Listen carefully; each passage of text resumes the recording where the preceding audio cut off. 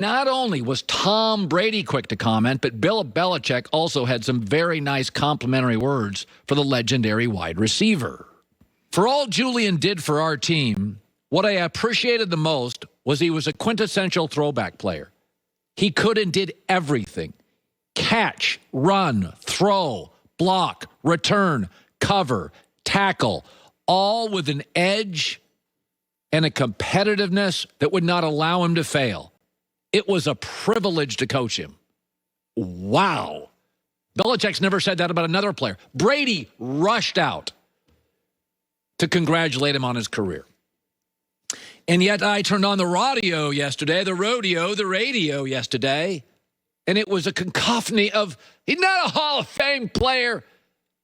Then what is?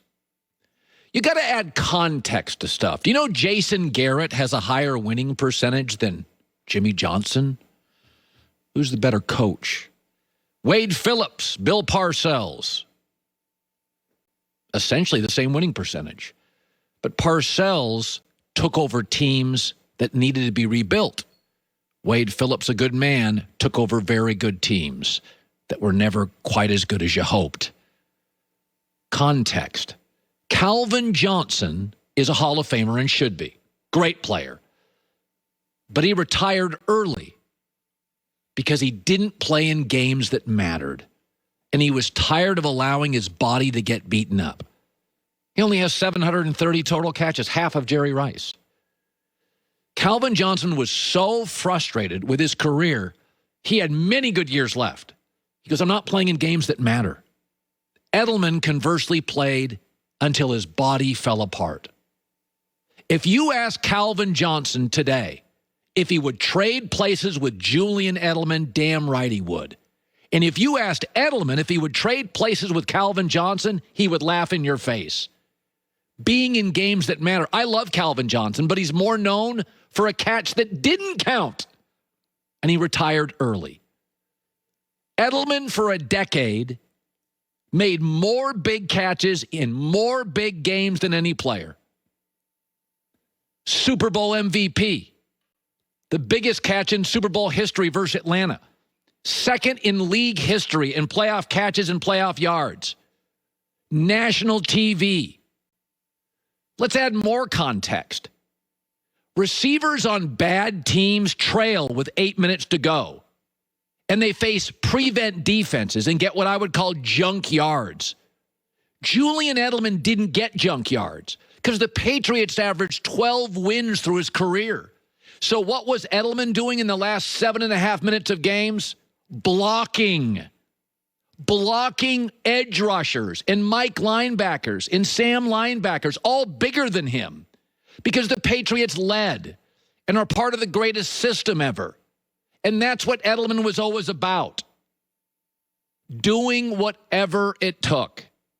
Edelman didn't get junk yards. His stats were in the heart, the meat of third downs in the quarters that mattered.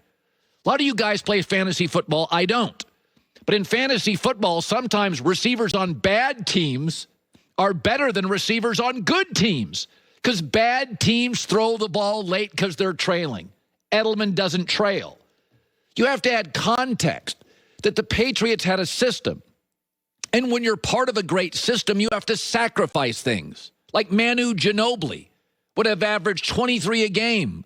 But in the Spurs system, he came off the bench and averaged 17 and a half in his prime. He's a Hall of Famer to me. More context. Julian Edelman was always his best in the biggest games. He was the opposite of a stat compiler. Ask yourself this. What are the best friends? The ones that love those free trips to Vegas with you, or the ones that show up when you're in the hospital, getting a divorce, or need to move?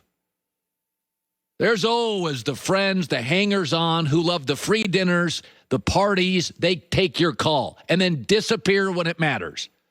Edelman is the friend that was biggest when you needed him most.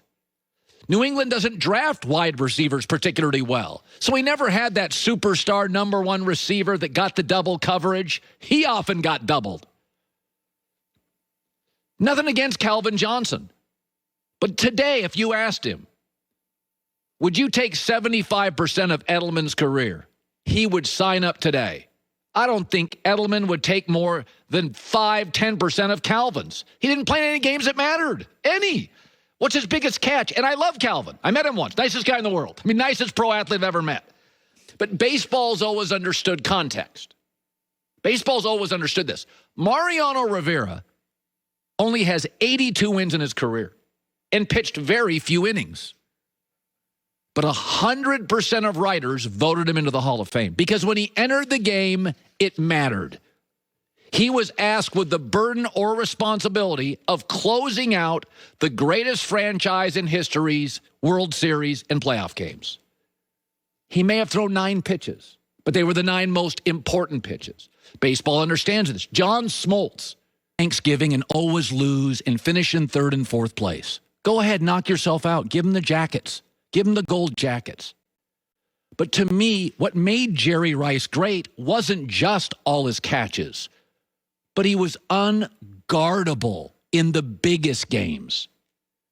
You got to add context to stuff. What makes a great friend, a great player, a great coach? Jason Garrett's a good coach. Jimmy Johnson's a legend. Jason's got a better win percentage. Wade Phillips is a good man and a good coach. Bill Parcells is a legend. They have essentially the same win percentage. I don't care about innings pitched. When were you asked to pitch? When did you get the ball from Joe Torre? When did Phil Jackson call your number? When were you asked to shoot? Edelman, in the biggest games for a decade, was seemingly always better in the games that mattered most. And so inspired Bill Belichick that Belichick rushed yesterday to release a statement saying it was an absolute privilege to coach him. To me, that's a Hall of Famer. Apparently, my opinion on Edelman just drives people nuts. Your opinion on a lot of things. Listen, I am not into compilers. Are you great when I need you? Or you show up at the hospital when I need you? That's a great friend, not the guy that wants free dinner from me. Well, I think when it comes to the Hall of Fame, there's just not one formula that should be followed. Yeah, there's a lot of different some people that have played for at such a high level with such consistency that's why they have those numbers. There's some people who haven't played for as long but were excellent in shorter amounts of time. You have to look at the whole body of work and have some perspective. By the way, you and I, during the last presidency, came to the conclusion that we were both way smarter than we ever realized. Yes.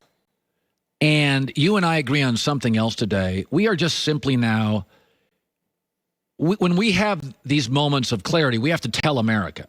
Do we? So they're going to disagree with us. They're going to ban. Oh, no, they're not. People aren't this stupid. Yes. The Johnson & Johnson vaccine, which I've taken, my wife's taken, family's taken, is being banned because a person died. Well, I think there's some blood clotting. They're going to stop distributing it and then reevaluate it. I don't know that it's just necessarily banned yet, but yeah. Okay. 7 million people have taken it, one death.